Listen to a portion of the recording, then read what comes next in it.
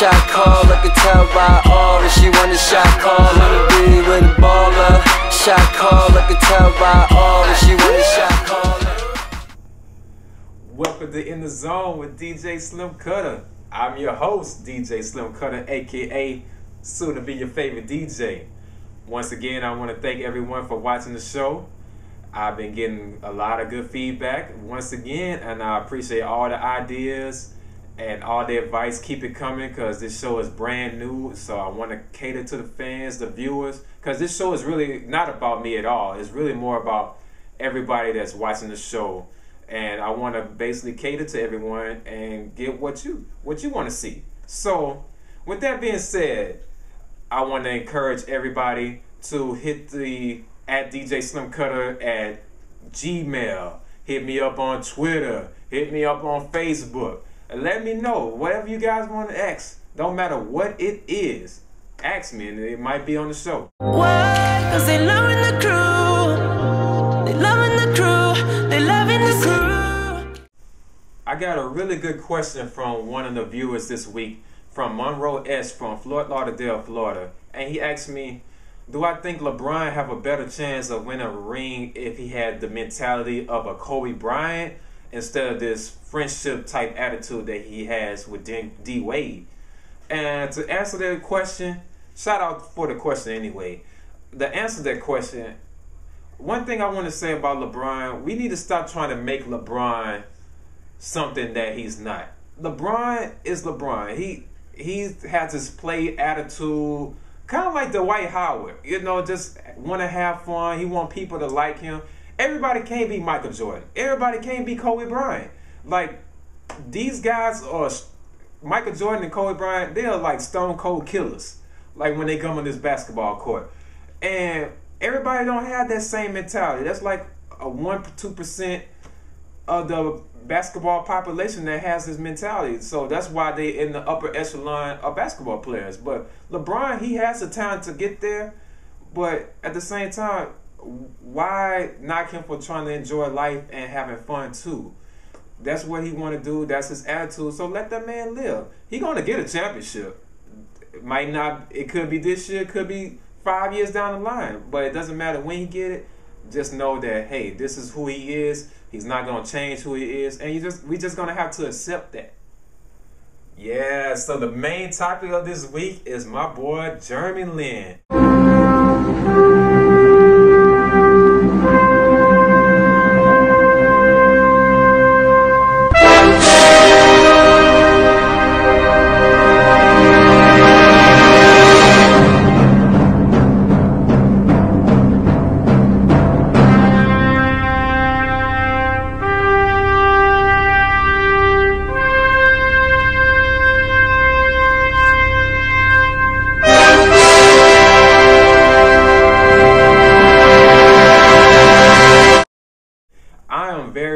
Proud of this guy. For one, him being the first Asian American to play in the NBA, that's a big deal, especially me being a minority and knowing how it is to break racial barriers in a sport or anything in life is pretty big. So I ran into a comment Floyd Mayweather made though on Twitter. He was saying that Jeremy Lin was getting a lot of attention that probably not really deserved, because black players do this every day. And I agree with him somewhat, because that is true. He's not doing anything different from most players already doing in the NBA. But the thing is, because he's Asian, it's special. And that's what makes this country so special, is like him getting a chance to do these things is why he's getting all this attention. It's not just saying that Jeremy Lin is better than all these players. It's just the fact that he's able to play and basically break the mold or the stereotype of a basketball player. So I was doing my research like I do, and I ran to ESPN, and they had a article running called "Chink in the Armor." And if you guys don't know, chink is basically a racial slur used to anyone that's have Asian descent or Asian American, anybody that's Asian, so to speak. And I was just wondering, like, man, how can a company like ESPN could be so reckless and run a story like that in 2012? Like, they didn't think anybody from the Asian community, or not just the Asian community, any community would have a problem. I was upset when I saw this. And I remember watching the game the other night at Madison Square Garden, and they had on their billboard, on the sportscaster thing, they had Jeremy Lin face on the fortune cookie. I'm like, wow, most people don't even know that fortune cookies is not something that Asian people made. That was a American invention that most people refer to that Asian people did, but that's not the case. So it's like all these racial slurs and stereotypes, we gotta move past that. Like, all Asian people don't know how to do math. All Asian people don't know kung fu. It's just these things, we just gotta move past this stuff and just let Jeremy Lin just play basketball. Before I get into this All-Star game talk, I gotta talk about one of the main reasons why I watch SportsCenter. Blake Griffin.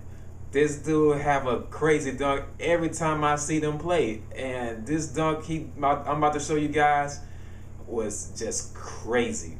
Check this out. 57-54, Denver leads it by 3. Griffin, the monster jam! Oh man, fans loving that. Consider it just a coincidence that Blake's having these kind of dunks on a night when Mozgov is in the building. This guy has no regard of who's under the basket. It could be men, women, old ladies, small animals, newborn babies. He don't care. If you under the goal, you gonna get dunked on. Shout out to Blake Griffin, man. One of my favorite young players coming up in the NBA right now.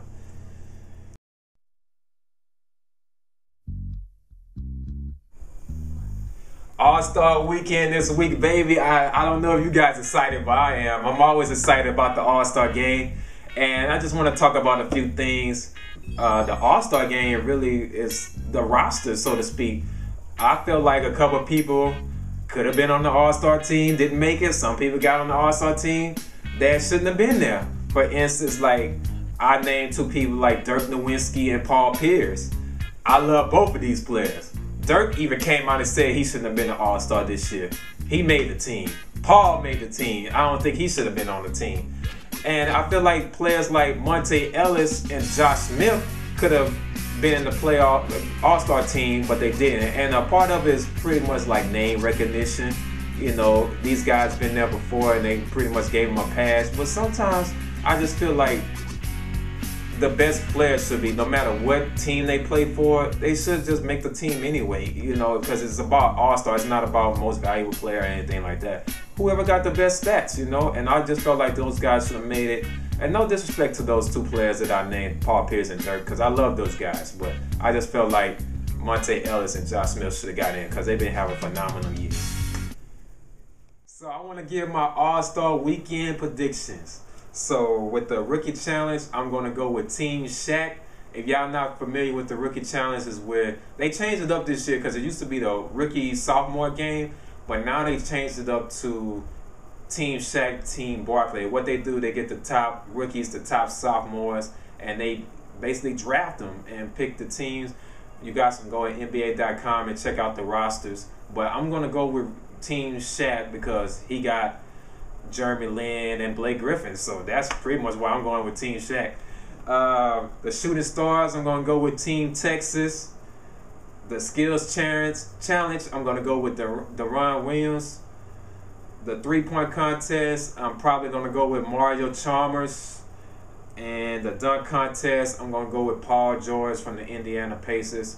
And for the All-Star game, even though I always root for the East, I'm going to go with the West winning the game. I'm still going to root for the East, but I think the West is going to win this year because, for one, Chris Paul is at the point, so he's going to make sure everybody else shine. He's not even going to probably look to score because when you're a point guard like that, all you worrying about is getting assists in the All-Star game. So I expect Blake Griffin, Kobe Bryant, and Kevin Durant to get a lot of points in this All-Star game.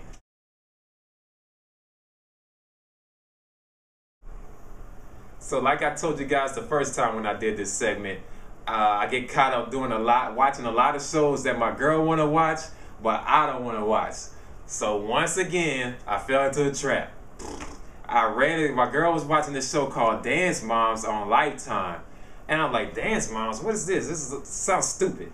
So basically, it's a show about kids that go to this dance studio, and the moms basically fussing at the dance instructor about their kids getting parts and stuff. And it's like, I couldn't believe how much pressure these women put on their kids. And these like little girls, like 7, 8 years old, you know, they really young. And I'm sitting there like, as a guy, I'm like, man, women get so much pressure from society already to act this way. You have to be this certain weight. You have to look this certain way. You have to, all these different things girls got to worry about when they get to that teenager side, and they not even there yet, and they just getting all this pressure. I just wanted to show you a clip that I ran into on YouTube. Excited for you. She got the best. We don't want to ruin the weighted victory. I'm not ruining it. No, Abby, we need to go in the hallway. Doing this in front of my daughter, Chris. Abby, we can all go in the hallway because I tried to talk to you and I tried to talk to you personally. Let's go in the hallway. I'm not going anywhere. My daughter's happy. Let's go in the hallway. Do you want to talk about all the things that need to be talked about? Not here, not now. You won't talk about it, and you won't talk about it. Never talk to you again. Abby, I'm not talking about it because my daughter cries. So shut it. Talk about what? Yeah, how many times has my daughter beat your daughter this year? Fight my ass. I was stacked against everybody this weekend because you did it. Get out of here now. Let's go, bitch. Let's go. Either your kids feel bad, but it doesn't matter that my daughter feels bad. Your daughter is holding a national title, and I will take it away in a minute. Go ahead and take it away, Abby. I'll leave your studio. That's fine. Where are you gonna go? Man, did anybody notice the dance instructor was like 500 pounds? Who are you trying to teach the dance? Oh my God, this lady don't look like she danced a day in her life. She trying to teach people how to dance. Apparently she one of the best in the country though, so I don't know. Alright, before I end off the show, I just want to recommend a film to everybody. I want to recommend the movie The Help. It's a movie about housemaids that was working around in Jackson, Mississippi. And one of the things I wanted to say about this film, it made me pretty proud to be a black person because some of the things that was going on before the civil rights era, during the civil rights era that we couldn't do, that we can do now, we sometimes take for granted, like things like getting an education and things like that. Like, these women had to go through so many things during that time, not just women, but people in general, but since I'm talking about the film, it was just so much ridicule that they had to go through, and without even resorting to violence, it's remarkable. Like, most people would go through that and be ready to fight and kill and stab, whatever, but these women had to realize they have families too, and to worry about, to go through these things on a daily basis and not resort to violence was really big time. So I recommend this film to anybody out there, no matter what race you are. Definitely a highly recommended film.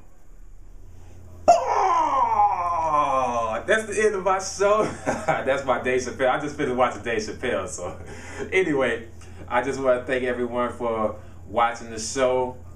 I appreciate everybody watching once again. And I had a lot of questions. A lot of people was like, man, that monkey skit from last week was very funny, man. How was that Yellow Nouveau? Man, that Yellow Nouveau is strong. I'm not a really a big drinker, but that stuff is strong, man. You gotta drink that with OJ, some cranberry juice, a lemonade, something, man, because that stuff was burning my chest when I drank it, man. I had to pour it out. And I felt like I could be one of those circus guys to just like breathe fire out after I drank this stuff. It was just that strong to me, so I just wanted to get that feedback. But anyway, hit me up at DJSlimCutta, Gmail, Twitter, Facebook. I'm taking in all the advice, comments. I just want to make the show better for the fans, the viewers.